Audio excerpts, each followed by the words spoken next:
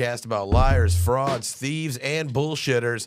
We are a bi-monthly podcast, so you guys can catch us anywhere you listen to podcasts at. We're on Twitter at LCS Podcast, and we're on TikTok at Lie, Cheat, Steal Podcast.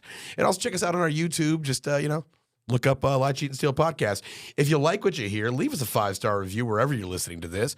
Or you can subscribe to our Patreon, where we release 2 free episodes every month. That's patreon.com/lie, cheat, and steal. Anyways, my name is Pat Royce. I'm your host. As always, I'm here with my co-host, Kath Barbadoro. Kath, how you doing? Hi, Pat. I'm good. I do want to clarify. Our Patreon is not free. The episodes are not free. They're free with a $5 a month donation.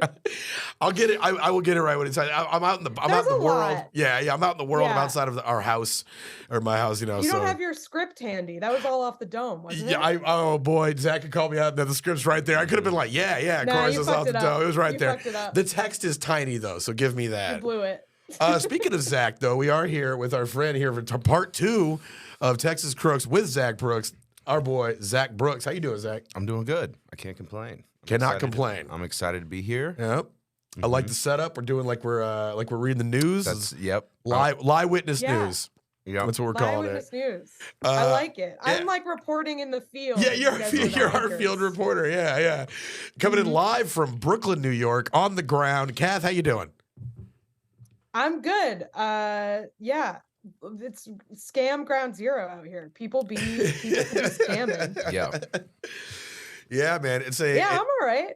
Hell yeah, that's good to hear. How's knitting going? We need a knit check. It's next to me. Okay, so okay. I was doing stockinette stitch, which is like it looks really nice, but it curls. It makes like a tube. So I started trying to do seed stitch, but I fucked it up. So now it's like back to looking like crap at the top.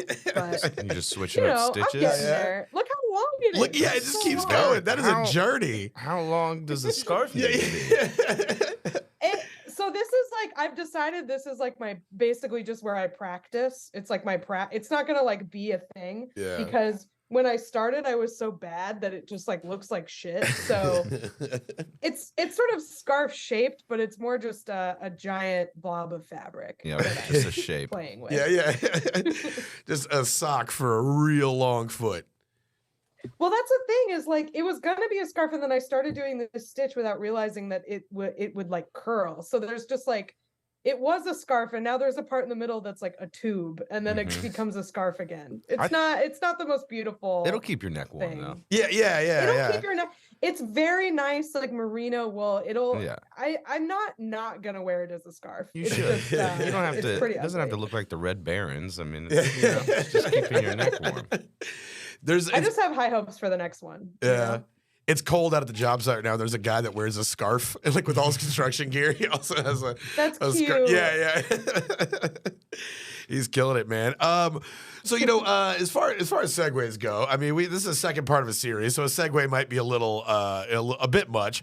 But for anybody listening to the last episode, we talked about Titanic Thompson. That's right. Yeah, amazing, prolific golf gambler, pro bettor, really all-around fun guy who really fit the mold of our podcast. And we have a few of these dudes that we want to cover. We're moving on to the second person in this 3-part series. Yep. Somebody we've been really excited to talk about. Today, we're talking about Amarillo Slim. So, Amarillo Slim. Good name. Yeah. Great name. The best name. That sounds like a $15 cocktail. Yeah. Yep. Tasty. Yeah, look at it. It's long and skinny and has almost no alcohol. Yeah. It's got fucking a thimble of mezcal. And that's take the ice out. And it's like that much. Yeah, this guy. So I've been diving into these dudes, and we got a lot of positive feedback on the Titanic Thompson stuff. I'm glad you guys liked it. This is like a whole universe. It's like a whole MCU of scammers out there. So today we're talking about Amarillo Slim. So Amarillo Slim is an American gambler, pool hustler, and proposition bettor from, of all places, Amarillo, Texas. Along with his small band of trusted associates, he took the game of poker, particularly Texas Hold'em variety, from the smoky back rooms of Texas gambling dens to the bright lights of Las Vegas. So Slim's connection to the criminal underworld was pretty pronounced in his early days, and his first business endeavors, which we'll get into, while they were skillfully executed, were nothing more than classic crimes such as bookmaking or black market bootlegging. However, Slim's ferocious wit and staggering intelligence and, this is important, all-consuming drive to win every time, regardless of the odds, would catapult him to the forefront of gambling and eventually place him as probably the most recognizable babyface of this game, who helped legitimize the industry and make it to the mainstream multi-billion-dollar enterprise that it is today. Yeah. So we talked about this. We were talking the other night. We were like, so Titanic Thompson was certainly one of like a little more criminal. He was always kind of like in that aspect of it. This guy became a babyface. Yeah. So this guy was less of. He came after Titanic Thompson, and he was less of like a rough and tumble type. Like he didn't kill anybody. Yeah. Like he had a in a lot of ways he had to be a little smarter than Titanic because he just didn't. He didn't want to go to jail. He was a little more straight laced in that sense. Yeah. As far as like outlaw of Texas gamblers, but yeah, I mean he's up there with the best of them as far as the best in all the fields that he entered into, because we'll get into it. He was a golfer. He was a pool hustler. He was a card player. People talk about pool. They talk about this guy was probably in the 0.01%. Incredible. Yeah. He did some crazy shit. The concept of a babyface gambler is interesting to me. I don't really watch competitive gambling. I don't go to casinos. I don't gamble. Not that I thought that like all gamblers were like bad or anything, but the idea that there would be one that you like root for above all others as a good guy or something is like an odd. That's this guy. He was famous. Like, when we get into like his like the latter half of his career, where he was like essentially a goodwill ambassador for the game. He like interesting. Yeah, they were bringing him on the Tonight Show. You know what I'm saying? He was on like Guess My Secret, all these old TV shows. He was just. He had all like almost like the swagger of a gambler commercialized for mass consumption. He would show like sanitized a little bit. Yeah, a little bit. Yeah, he would show. He had a smooth shit talking game. He was dressed to the nines every time he stepped out. You know, talk about boots emblazoned with Amarillo Slim. And he was like, and again, just like Titanic Thompson, 6'4", thin as a rail. Right. So and athletically, just like a freak of nature. But he definitely was like when they were trying to find somebody to kind of be the face of the World Series of Poker and when they're trying to get it to the masses, they didn't have like the group of guys they had to choose from. They like nobody wanted like they're just like they're all about to die from lung cancer from sitting in smoky and they're rooms. Like, I got warrants out. Yeah, And they're just playing the tournament with a fucking paper bag on their head. Right, like I can't get my government name out there on Johnny Carson. Yeah, and a lot of them were like just kind of short and squatty and mad, angry, like not somebody you wanted on the Tonight Show talking about poker because they were like they were assholes. Spokesmen. Yeah, not exactly. spokesmen at all. Exactly. Amarillo kind of fit the bill more than he was the best option. Yeah, for sure. Yeah, he was the best they had. I mean, he was a hell of a choice, man. Like, just like we'll get it. We have a whole segment dedicated just to his shit talking. He was great at it, but he was a wordsmith, man. He was real slick. He was real smooth, but he did have that. Like, you can't just come out of this world and be good in it without having that background, you know? Absolutely. And he had that. And I think he even says, there was a Texas Monthly interview where he was like, yeah, today's guys, they learned how to play watching computers. He was like, or no, he said they play like computers. Yeah. And he's like, back when we did it, it was like it'd be an emotion. You had to understand things. And to understand people, you got to live a life. And this dude lived a life. So we're gonna get into this guy's backstory. So tell me. Amarillo Slim. He was born Thomas Austin Preston, December 31st, 1928 in Johnson, Arkansas. Which he Amarillo Slim in his book he goes, I know I was born in Arkansas, but they moved like right when he was like I'm from Texas. I swear to God, don't. Well, yeah, because when he was this against me. When he was an infant, his parents moved to Turkey, Texas, and Texas has the best town names. Texas. Yeah, Turkey, Texas. Yeah. Turkey, Texas. Because it works in the whole category of like Texas has foreign city and country names like Lebanon and Paris and all that shit, but also works that it's cool. It's just Turkey. You know, like, it's just Turkey. That's just cool. It's the only place in Texas that don't celebrate Thanksgiving. Yeah. Yeah, it's a day of mourning for them. Right. Yeah. It's a massacre. I recently found out about a town in New York or a town in Vermont that I drove through recently called Satan's Kingdom. What? That was literally what it's called. It's satin. Satan's Stop. I guess it was because they like Vermont. couldn't. It's because they like couldn't grow anything there or something like back in the day. So they're like Satan's Kingdom. Yeah, but it's clearly this is stuck, the devil's so temple. Yeah. Pretty sick. Anyway. But so yeah, like we said, Amarillo Slim moved to Amarillo when he was a baby, and he said that's a good thing because he said Amarillo Slim sounds a lot better than Turkey Tom or Arkansas Austin. Very true. Yeah, a man who understands branding. Yeah. I don't know. Arkansas Austin kind of sounds. Arkansas Austin's got a snap to it, yeah. Me and my cousin Randy, who I've mentioned on the podcast before, shout out Randy Bodes, but we were always just sending each other nonsensical phrases and words back and forth. And the other day I was like, hey, porn star name, Randy Anaheim. That's pretty good. I like Ooh, that. that's good. Yeah. Yeah, the That mighty. sounds like a character. What's his name would play? Danny McBride would. Yeah, Randy Anaheim. What are the Anaheim? I think the Mighty Ducks. So it's a porn star, Randy Anaheim, and the Mighty Cucks. I like Okay. Right, guys? Right? Yeah. Am I right? Just a whole team of hockey players just coming to your house, and your wife's like, "What's going on here?" Man? Is that the 1994 Mighty, fucking Hartford not- Whalers? They are about to destroy everything you love. Mighty, not usually a word associated with cuck. Yeah, so the I Mighty think Cucks. it Yeah. Yeah. You know, some of them they got spirit. You know, say you watch your girl get railed enough, you develop a fighting spirit. Absolutely, you can't get anything on those dudes. Things just bounce off of them. Imagine trying to That's true. like get the drop on a cuck and any other thing of life, and he's like, doesn't care. "What did you No rob way. me? Like some guy fucks my wife. Give my wallet back, you asshole." Yeah, take my wallet. I love it. I love getting robbed. Can I You just follow did me a around? favor, buddy. Can I watch you spend the money? You That's all earned I that care. money. I shit myself. You earned that money. So, Amarillo Slim was a cocky kid by all, no pun intended. Amarillo Slim was a cocky kid. They said he was good at math, which that makes perfect sense. Yeah. And they said he picked up a pool and started hustling in the Mexican part of Amarillo as a teenager. So real Billy the Kid vibes there, you know, crossing the solidified racial boundaries. So the name Amarillo Slim, this is kind of cool. Again, clever. It's a reaction to the pool hustler Rudolph Wanderone, a.k.a. New York Fats, and later Minnesota Fats, who we all know. Yeah, we've all heard Minnesota Fats. Sure. He said, well, hell, there could be a Minnesota Fats. Why not an Amarillo Slim? Yeah, which is solid reasoning. You can't take that from him. Yeah. I mean, I feel like second draft, way better nickname. Minnesota Fats. Yeah. Dud. Yeah, I'm sorry, that's not a good. That's not a good nickname. Amarillo Slim beats it by a mile. Easy. Yeah, Minnesota Fats had a lot of nicknames. None of them really good. Yeah. And none of Also, Minnesota Fat, actually fat.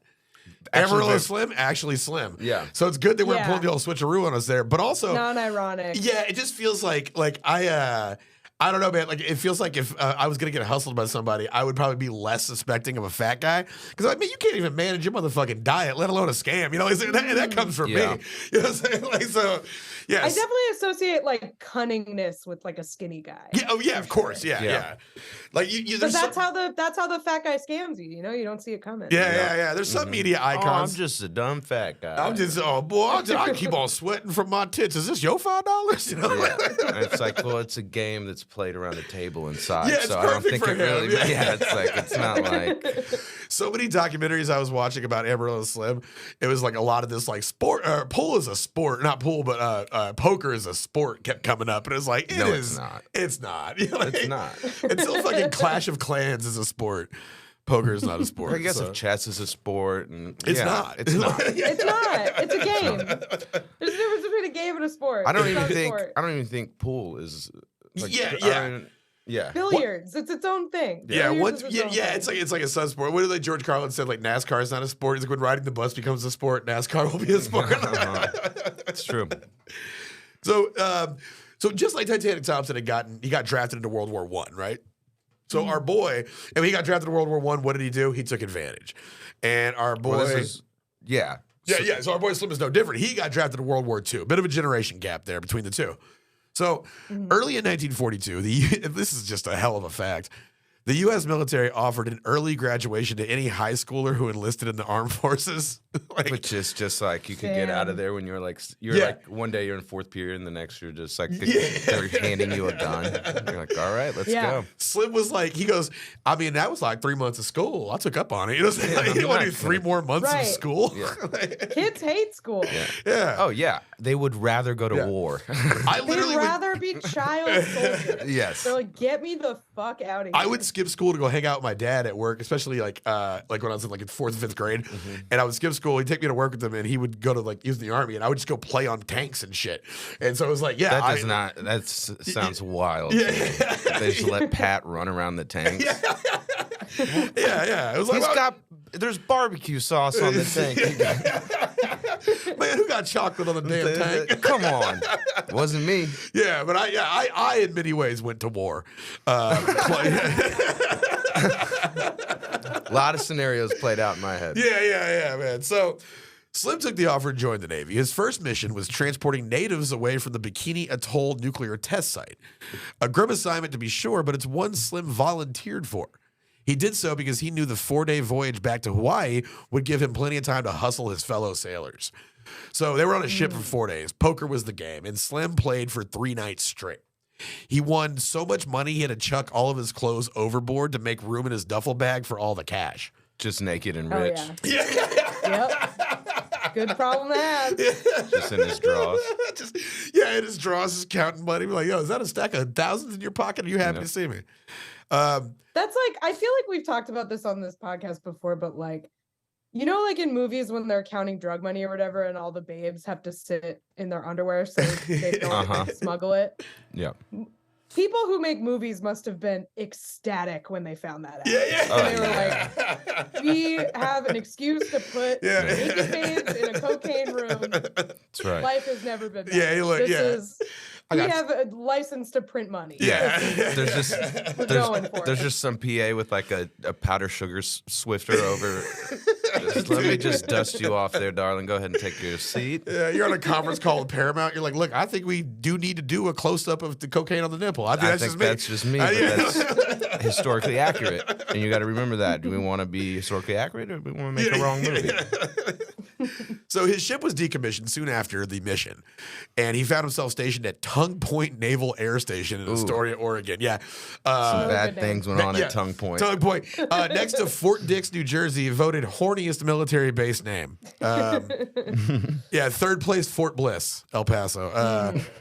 So shore leave was pretty lax, and Slim found himself with plenty of time to shoot pool and place bets in nearby Portland. His first big wager was on the 1946 World Series between the Boston Red Sox and the St. Louis Cardinals. Shout out Nick Savarino. Slim had 30 G's on the Sox, but hesitation by a shortstop named Joe Pesky pitching to home cost the Sox the win, and it cost Slim nearly $400,000 in today's money. So that's a huge loss. It's a rough loss. It might be the last loss he ever took. Yeah. Like aside from some small tournament losses, like this dude, he corrected the course after this. Absolutely. He was one of the rare ones that this is he just didn't detail, lose. But I need to point this out. Did you say the guy's name was Joe Pesky? Joe Pesky, yeah. Like Joe Pesci, I guess? Like I never thought about that. P-S-K-I? That's what they just said Pesky. I was listening to something. I didn't write it down, but yeah, Joe Pesky. I want to believe it's Joe Pesci. I want to believe Joe Pesci lost him $400,000. Yeah, well, he hesitated because he was 5'1". Right. He didn't know what he was gonna do. Right, exactly. Yeah. So Slim took it in stride, but he made the decision to never again bet on sports without inside information. And he spent the rest of his life looking for that edge. Or as he put it, he wasn't looking to fly by the seat of his britches. So according to Slim, he didn't believe in luck. He believed that in life you make your own luck. Not an incorrect fucking assumption. So people who cheat love that phrase. Yeah. Yep. That's their favorite saying. You make your own luck, honestly. So after the war, Slim was discharged from the Navy, and he returned home to Amarillo with over $1 million cash in today's money. So he comes back, just loaded. Within months, almost all of it was gone. He spent it on, as he said, chasing the broads and buying fast cars. Yep. Love to see a guy spending the money right. But as he tells it, he was unfazed because he was young and he still had the ability to go out and make more money. So his next, now this ventures back into my home territory where I was playing on tanks. That was on military bases in Germany. And that is where Slim made his next score. So Slim had heard tales of a thriving black market in post-war Germany and decided that that was as good as a place as any to earn back his fortune. So Slim rejoined the military, this time serving in the Army. Now, the Army was well aware of Slim's talent for pool, and so he was assigned to the Special Services Division, where all he did was travel from base to base and do weekly pool shows, entertaining troops with his pool shots. That was it. That's all he did. It's literally all he did. Best job in the military. That rocks. Yeah. They were like, look, you're too good for morale. We can't like put you in harm's way. You're just your own one-man USO right now. And if you remember, Just going- Titanic Thompson, he didn't leave the country. Well, this guy, obviously he's in Germany, but Titanic Thompson also, it was like, you're just smart. Yeah. Stay here. Like, you know, Yeah. That's one thing. Like, I you know, the U.S. military, it's like, you walk in that bitch, you got a head on your shoulders. I don't know. It feels like you could kind of be like, just sidestep all the whole bullet catching aspect of it all. Yeah. Seems like it. I think in both situations with Titanic and Amarillo, they just got in good with an officer or somebody above them, and they were just I would imagine, they were just able to kind of like coast in that way. Yeah. But yeah, with Slim, he was really just it was so entertaining to watch him do trick shots and stuff that was easy for him. Just do it. My sister dated, when she was in the Air Force, she dated a guy who was in the Army band, and he played the trumpet. And that's all he did. He just went around playing the trumpet in the Army. That dude had a fantastic job. Yeah, he had a good time. Yeah. He fucking broke up with my sister. He was going places. Like, you know what I'm saying? Look, I play electric guitar for the military now, so It's interesting to me that these gambling guys, like, I just every time we do this show, I think about like charisma and how like these guys are famous gamblers, which is something that like the episode that will have come out in the past and we are recording in the future that I'm going to do is about the lottery. And like just with gambling and stuff, it's supposed to be somewhat random, right? I mean, it's like maybe chance, but there's a huge luck element of it. And like, in a way, these guys did get lucky because they were born with all of this like charisma and natural ability. And so like, even though they were in charge of their own fates in the sense that they like, you know, Titanic Thompson practiced all of these skills so that he could win bets. And like this guy only bet on sports when he had insider knowledge. But like the fact that you have the people skills and the charisma and the like talent to complete these things, to get the insider knowledge, to like swindle people into these bets, like that is luck. That is a form of luck. Like you like can learn the it life to some extent, lot. but like the brain lottery. Yeah, sure. Yeah. You were born smart enough to find that edge, because most people try. Most gamblers try their entire life to find that edge, and they just don't know. Right. Yeah. Did you the phrase "degenerate gambler" exists for a reason? You know, it's just like guys who never realize like this ain't for me, man. I would, man. That would be interesting. I talked about the movie Intacto in the last one, but it's like if somebody would have found that like luck, I don't know if you could somehow quantify that and found out it was genetic, that'd be a wild thing to. Sure. And so some folks, I don't know, some things, people just. It happens. I had a friend, my boy Turtle. He'd never gotten trouble. Things would always come down to the wire. He got popped for a DUI right in front of our fucking crib. And he gets taken in. Hour later, he's like, come pick me up. We're like, what? What do we mean? He goes, 0.07, baby. Like, he just barely under. Yeah, always, just always got away, man. So he was assigned to the Special Services Division, but he traveled from base to base. So this was his only job, and it left him with plenty of time and opportunity to sell his goods on the black market. And so, man, it's also so funny that this was in the Army, because like this guy's just going around doing pool trick shots and shit, and then he goes back and people are like, "Thank you for your service." Yeah. Oh yeah, it was an honor. Like, oh yeah, he didn't do anything. Yeah. You fought for our freedom. Yeah. His two jobs in the military were driving natives from their nuclear test site that they were building. Right, from their homeland. Evacuated. Yeah, basically running the Jeep on the Trail of Tears, wherever that is. And then he comes back into the military for the sole purpose of hustling people in the military, and then his job is just shooting pool. So that's perfect. Oh, great! You'll have a table there for me. Yeah, that's gonna make this a whole lot easier. Yeah, man. Zach, this is one of the things that we had talked about the other night. Basically, like he had a lock on like just standard items that everybody wanted. There's shit that's scarce in wartime. Yeah, it's like in Germany, it's I mean literally anything you can think of. Gas, cigarettes. Cigarettes was a big one. Yeah. even when I lived there in the 90s, my mom smoked and she had a ration card every month. Yeah. And it was like, it's like if you went over, you had to ration because they didn't want you just buying these cheap ass cigarettes because cigarettes still at that point were expensive as hell in Germany compared to our prices. Mm-hmm. But he was able to just, I mean, it's a classic. Like, he found an in on getting these goods wholesale and cheaper. He bribed the post exchange, the people who got the goods in to begin with, because everything's rationed out to certain people. He would buy people's rations. He would stock up and get a wholesale volume, and then he would just start moving it around Germany. It's classic: buy low, sell high. Buy for one, sell for two, man. He said, nylon stockings were the one that he gave the price breakdown on the thing that I watched. And he got them for 38 cents wholesale, and then resold them for $10. Fuck yeah, dude. In the 40s. That's $140 today. Yeah. For like, imagine like spending $5 and selling something, make $135 profit. That's a nice markup. Yeah. That's a nice markup. He should have broken it down, like, per leg, baby girl, you got per leg. I'll put the other leg on layaway.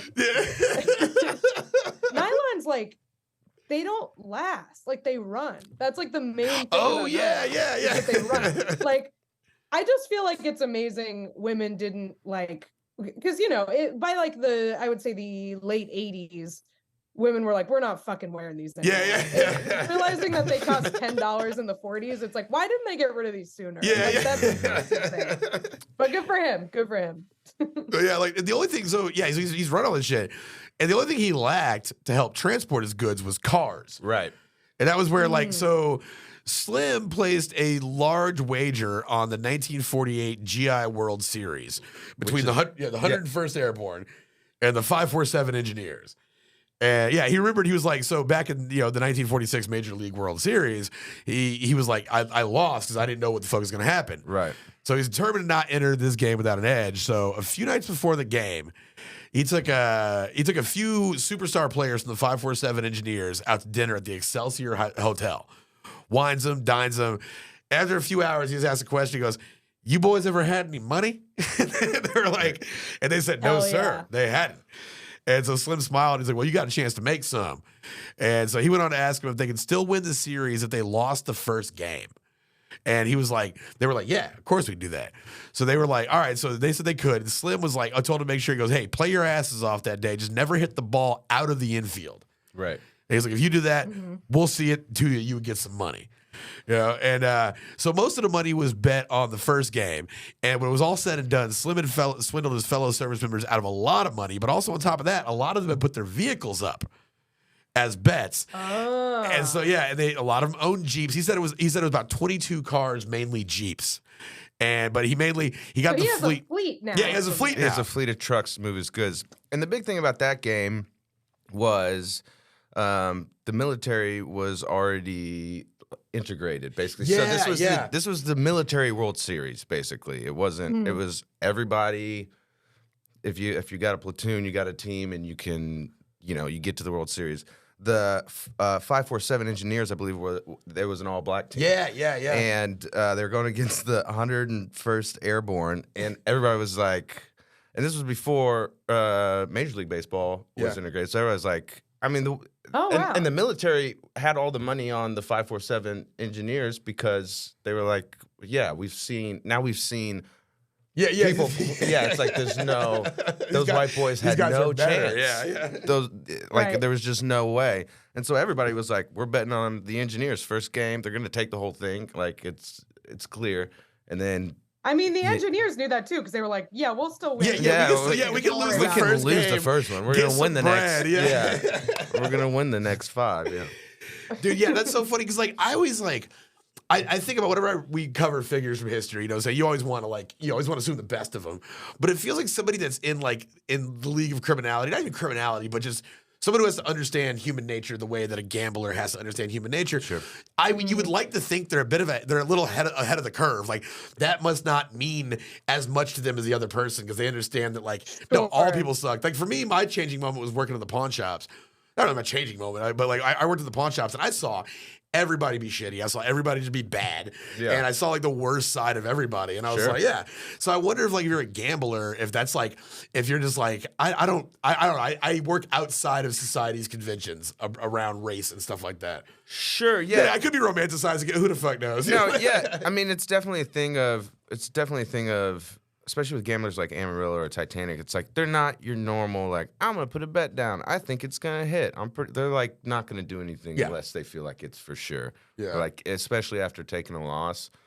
Like that, the one he took on the last one. Fucking $500,000. Yeah. And he's like, well, and so it's like, yeah, it's more fraud than rolling the dice or gambling or anything like that. Or even being good at poker. I mean, it's like there's things that poker players do, like Amarillo does later with his buddies that are like, yeah, they're cheating technically, but when they form the fucking the triumvirate, we'll get to that. This is one of the few things though, rigging the GI World Series, that Slim ever publicly expressed regret over. He said he wasn't proud of it, but it was good for him. He finds a morally shaky solace in the fact that he didn't throw the game; he just paid to have it done. He was like, I just thought, I didn't really do it. I paid to do it, but I was the one that did wild it. Yeah. That is wild. It's like, man, you weren't in the 73rd engineers. That's crazy. All right, sure. Yeah. Mm-hmm. That's also a little Justin Timberlake throwing Whitney, throwing fucking Janet Jackson under the bus. You know what I'm saying? He's like, I didn't do it. Hey, it wasn't my titty, goddamn it. Yeah. But so he just said I paid to have it done. And that to him carried some weight. So Slim's black market operation soon caught the attention of authorities, and Slim decided to return stateside. When he arrived back to his home country, he was 19 years old and already was a millionaire several times over. He was 19? 19, yeah. But all this happened by 19. Yeah, because he graduated from high school early. Yeah. Right. So, it wasn't even, he was old enough to drink then, but, he was, below today's drinking age. He was old enough to do heroin then. Yeah. And all this was having bounced back from a previous massive bankruptcy at just 16. He lost a fortune most people wouldn't accumulate at 16 and was like, fuck it, let me get back out of here. And then did it overseas. Like, that's just some G shit. He said that he carried home $300,000 in cash in a knapsack and wired the rest. So on his way back, Slim stayed in New York. That was the point of entry for American troops coming back to the U.S. And it wasn't uncommon for GIs to hit the pool hall to try to double their paychecks on the way back. Sure. So Slim was like, he got right in there. He's like, I'm going to take care of these guys. But Slim had somebody waiting for him in those same pool halls. The old guy, Rudolph Wanderone, a.k.a. Minnesota Fats. If you recall, Minnesota Fats is Amarillo Slim's nickname, kind of a cue off Minnesota Fats. Now, Zach, you tell us a few things about Minnesota Fats, right? Yeah, Minnesota Fats was, he never won like a major pool tournament or title, but was by far the most like recognizable pool player in that entire, probably of all time. Honestly, yeah. You think that you think Minnesota Fats? I would say, and his nickname was not his first nickname. He actually got from Titanic, Thompson, because in the 20s in New York, where Minnesota Fats is from, he was playing a well-known pool shark named Smart Henry, and that is so tight. Yeah, Smart Henry, and he beat Smart Henry out of so much money. Titanic Thompson starts calling him Double Smart, which Titanic really didn't spend too much time on that. It's just like, you're double smart. He was like, you're double the size, you're double smart. Good for you, buddy. But you turned Smart Henry into Dumb Hank. You know what I'm saying? And he ended up having a lot of nicknames. So after Double Smart, he got New York. They called him New York Fats. Yeah. Mm-hmm. And then he has also had Broadway Fats, Chicago Fats, Triple Smart Fats. Triple Smart Fats. They threw another smart on there at some point.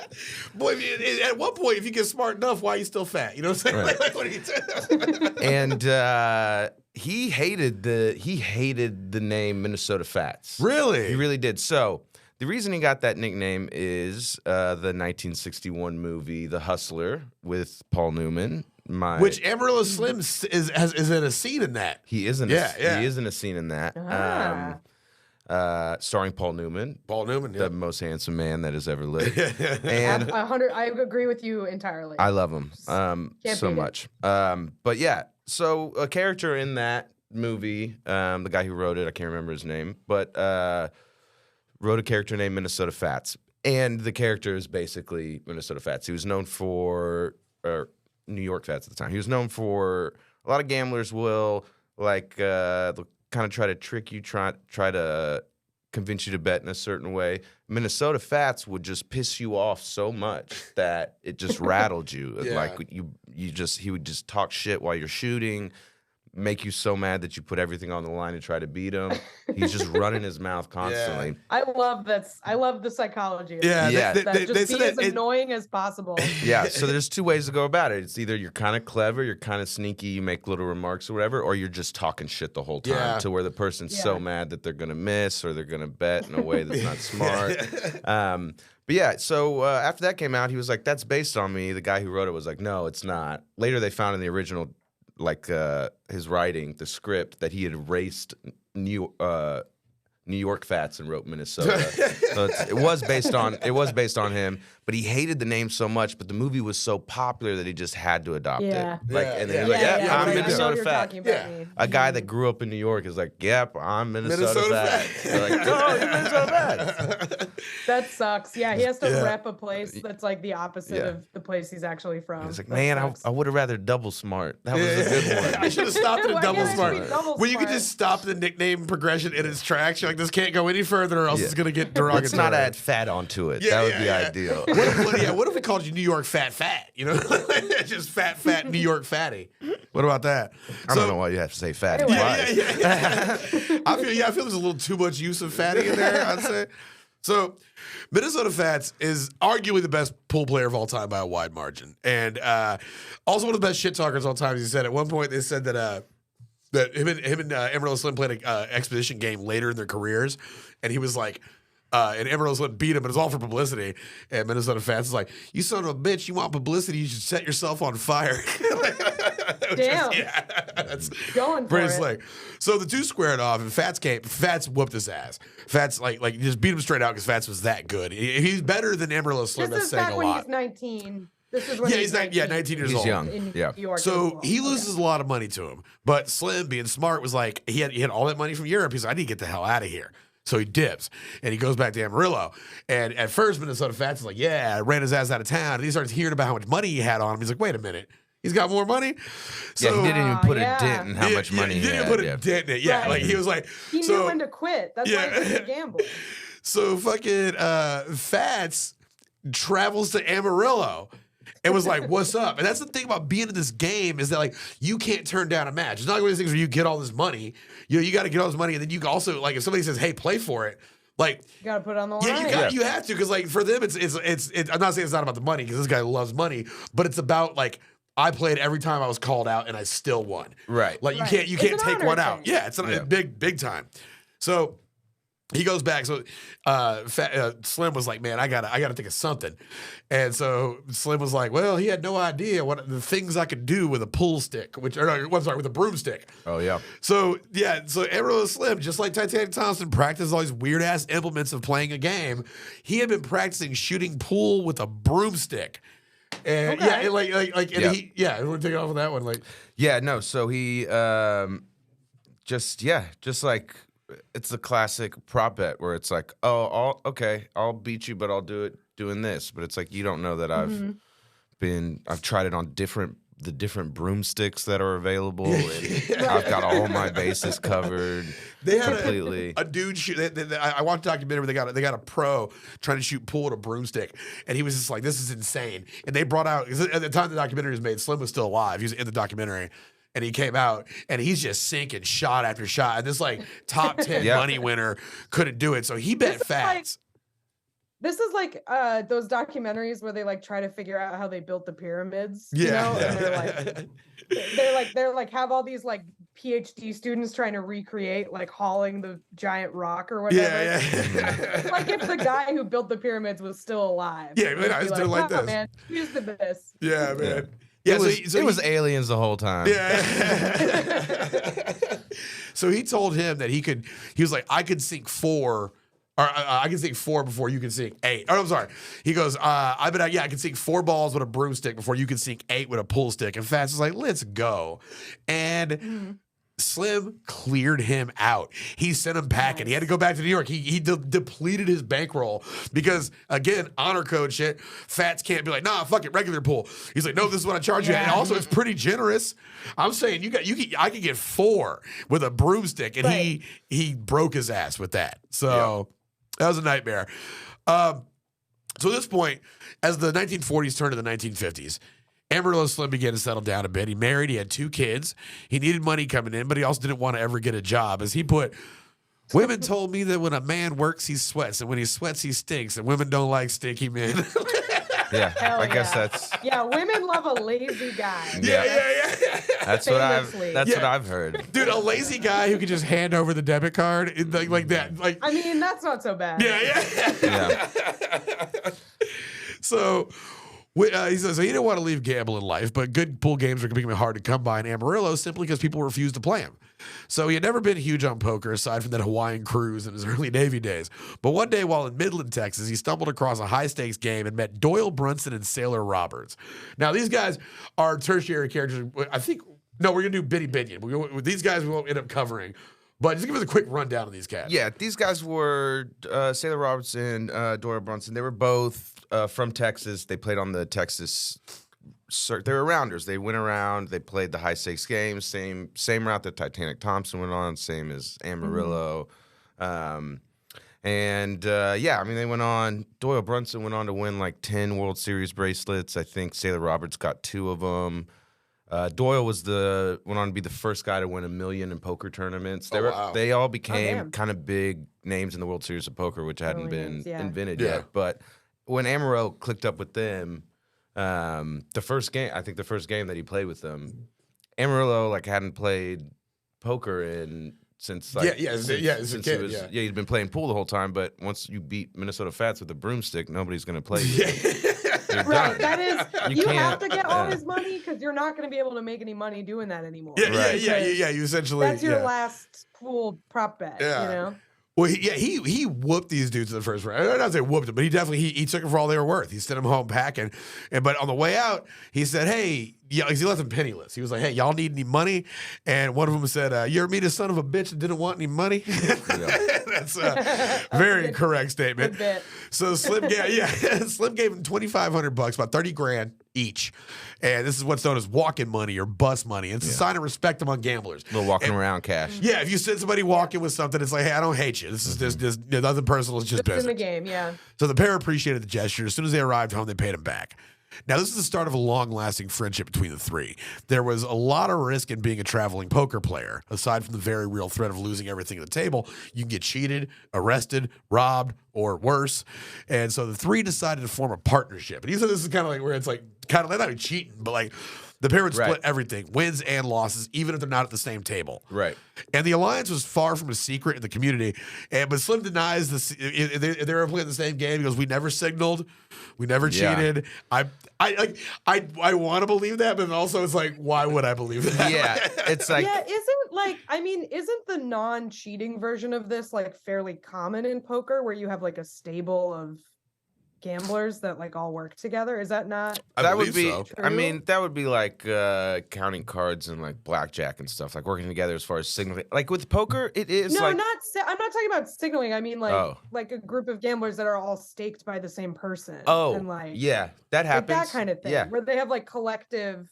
Like they share their wins and losses. Right. They can't play each other. And I know a couple guys that play poker, like that I've just met throughout the years, and they've been like, these guys bankroll my shit, and I go in and play. Sure. Yeah, well, and it's a game where you're playing against everybody else, so of course you can make alliances in some way, shape, or form. Yeah. And I tell me I can't be friends with this is America, right? And these three guys became so close that I don't think they probably even really had to signal. I think they kind of just knew each other, knew the way that they played, knew that when Slim raised that much, that Slim's got it. Let Slim take it. Yeah. or you raise a little bit, get him to, like they're all thinking that without saying sharing it, philosophies and stuff. Yeah, absolutely. They all together actually parlayed this into a successful bookmaking operation as well.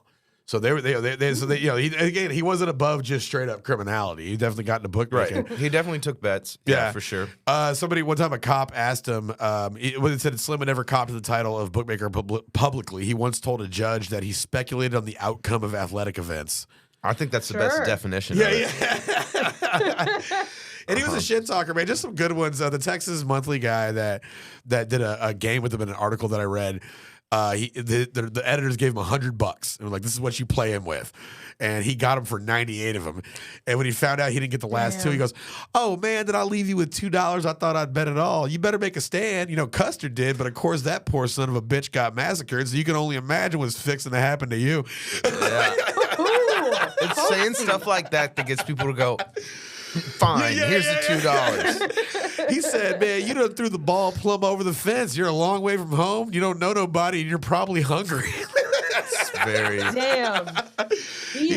He told a guy he'd have more luck if he spent more time plowing his field and less time hanging out at the pool hall. He once called a pair of queens Siegfried and Roy. I mean, that's a good one. That's just a classic bit. Yeah. But like poker was dangerous, you know, like traveling from town to town, you had money on you. There was an Atlanta incident. What was the one where I want to say we're talking about the criminality of this guy? Like he was a baby face, but he wasn't above it. And he said after a game in Atlanta, Slim got attacked by 3 robbers in his hotel. Mm-hmm. They beat him up, tied him up. He laid there for 15 hours banging his head against the wall until a hotel maid came and found him. When cops came to ask him about it, he refused to give any information.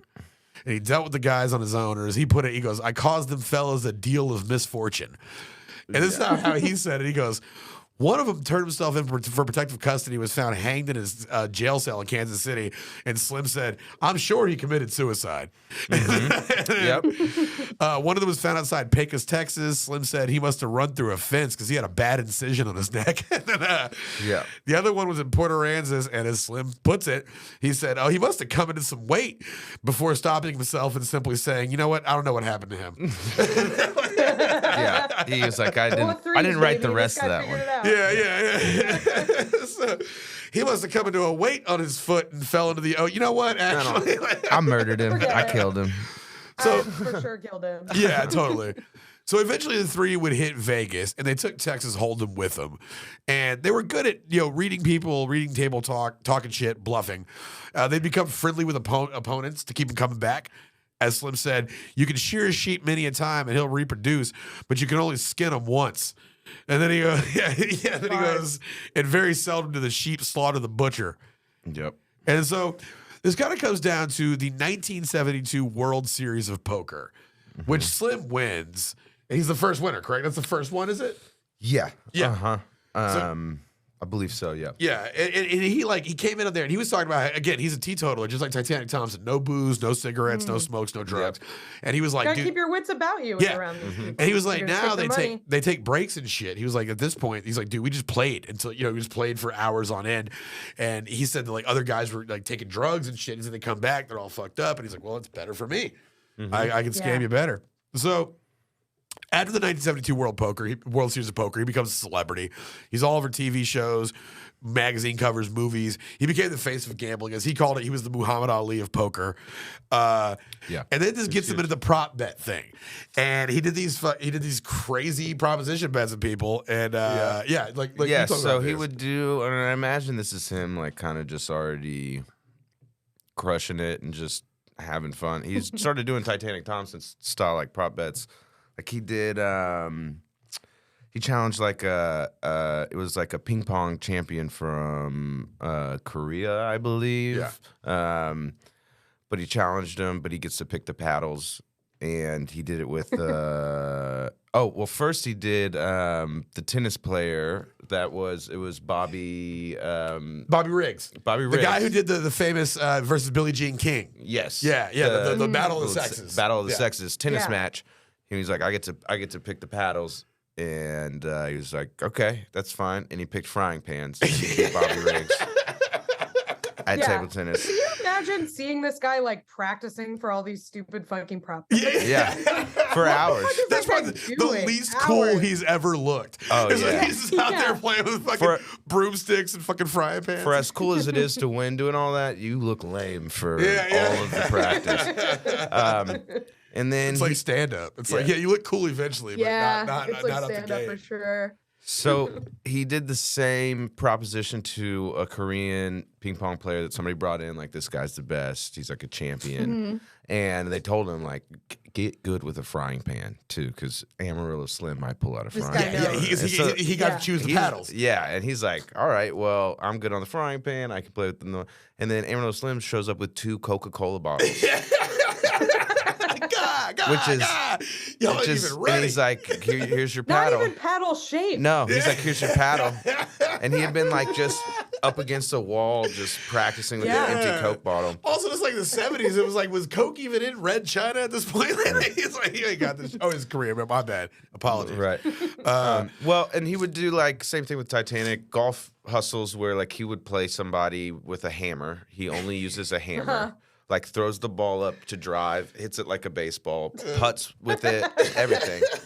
And he would do stuff like that where it's like, it just seems impossible. But, like, turns out this guy has played 18 holes with a hammer before. Yeah. Did just a couple in case times. it comes up. Yeah.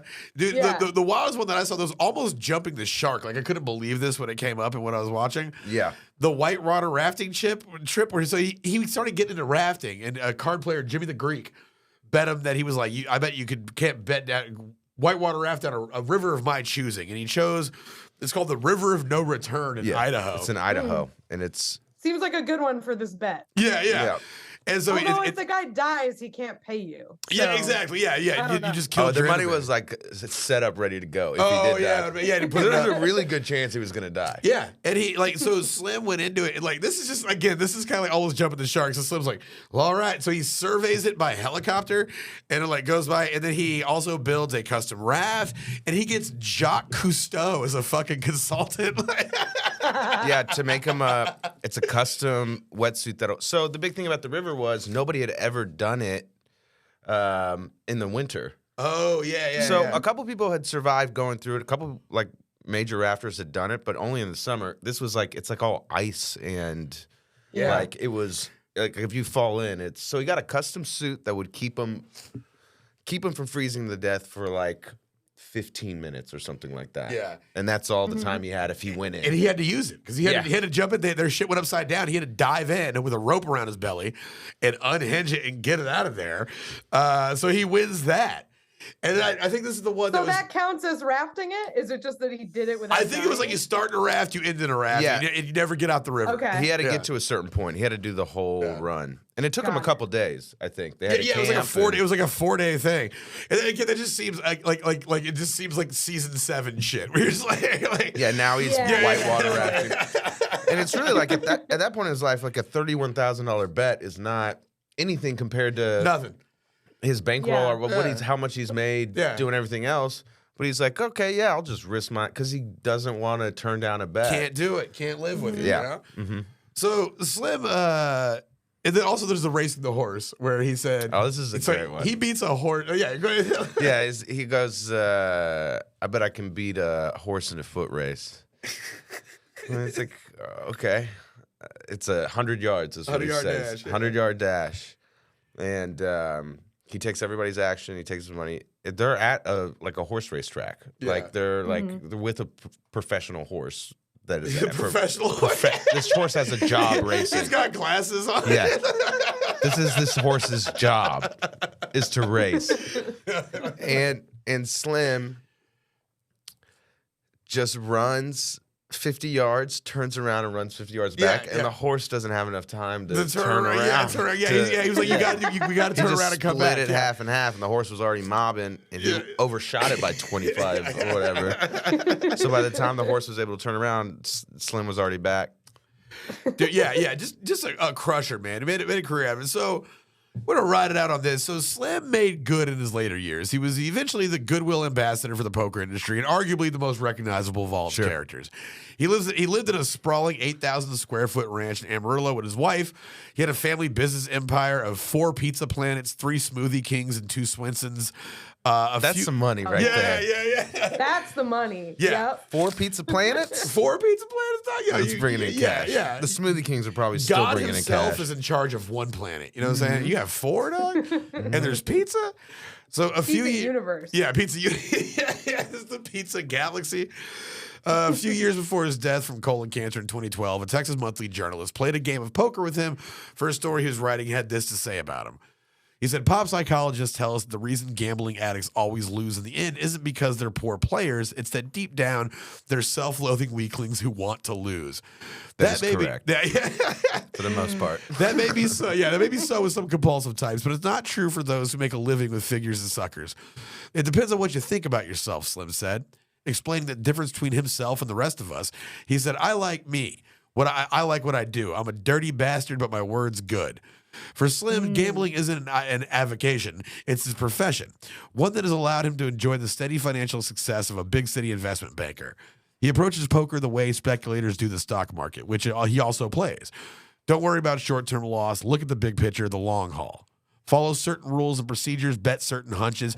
You may lose on one hand, but you'll win with the same hand in the next 2 times. Slim continued to play in big tournaments, though in some ways modern poker seems to have passed guys like him by. In the old days, fewer than a dozen would play for the World Series title in Las Vegas. It still had its own small-town sleazy charm. Now Vegas is a huge entertainment complex. Poker is big business. Last year, 631 players competed for the championship. 13 former winners, including Slim, were bounced long before the final rounds. As he said, these news guys learned how to play watching a computer or reading books. They play like robots. But Slim still makes big bets. Him and some associates won more than $500,000 betting on George W. Bush to win the presidency in 2000. It's not a bad bet. Yeah. That was not a bad bet. He's like royalty in Las Vegas. He got inducted into several Hall of Fames, including the Horseshoe Casino Hall of Fame and the Legends of Nevada at the Tropicana Hotel and Casino.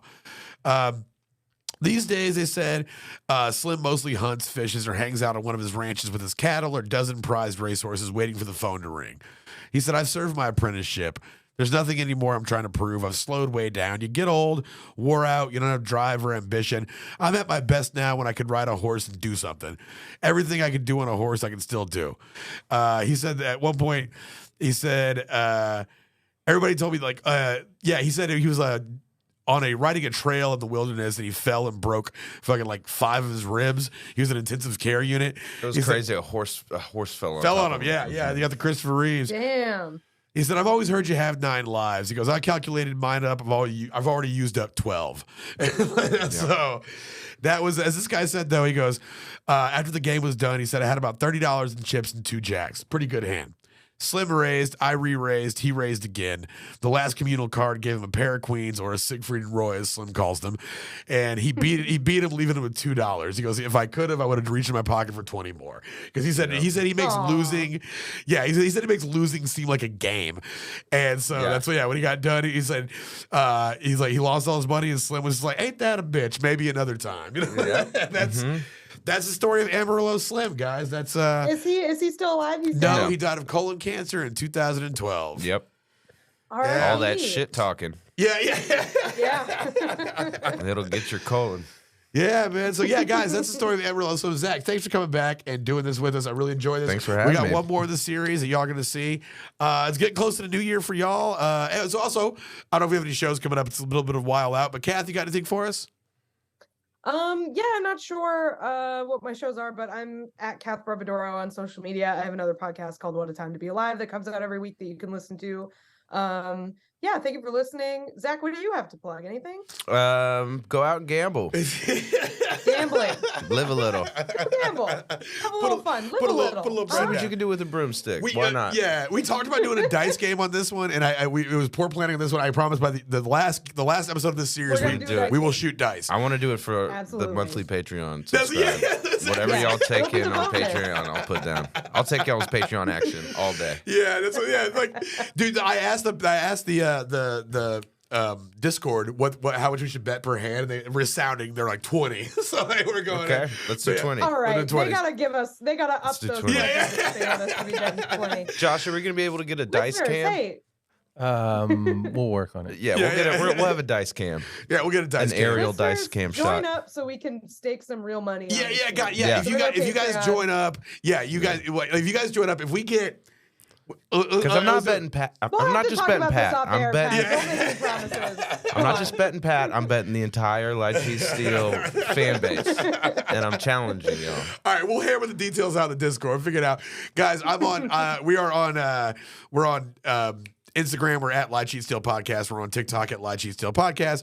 And we're also on YouTube. Check with us. I'm on everything at PZTX, PEEZYTX. Please, come talk to us.